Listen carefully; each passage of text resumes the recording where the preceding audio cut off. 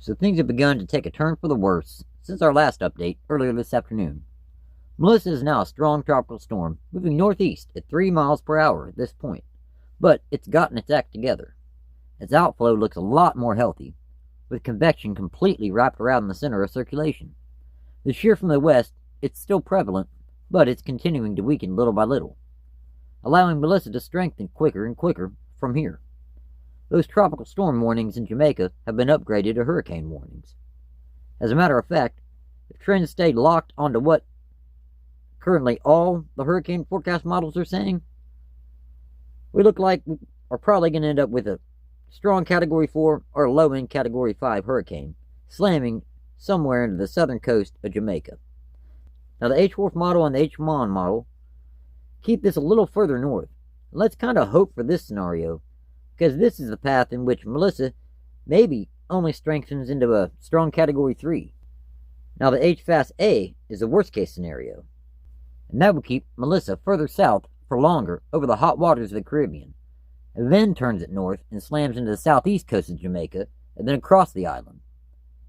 And the storm would almost certainly top out at over 150 miles per hour with sustained winds, making it a Category 5. Now the H-Fast-B model is kind of in the middle of both. It keeps the storm south for longer than the first two forecast models, but it still cuts north and would make landfall on the southern tip of Jamaica, then cut northeast across the island. In this scenario, Melissa would top out as a low-end Category 4 hurricane. You know, regardless of which scenario plays out, Jamaica is going to get tore up by this hurricane. People need to heed this warning. If you can get out, get out. And if you're riding the storm out, hunker down. This is a developing situation, and as I continue to get more updated information, I will bring it to you.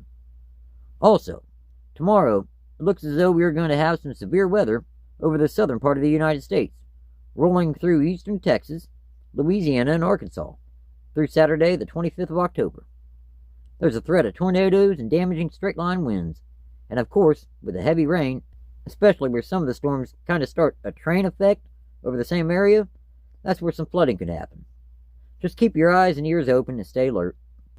Now, for something I'm going to start calling my local weather update for southwest Ohio, and basically the tri-state region, Ohio, Indiana, and Kentucky area.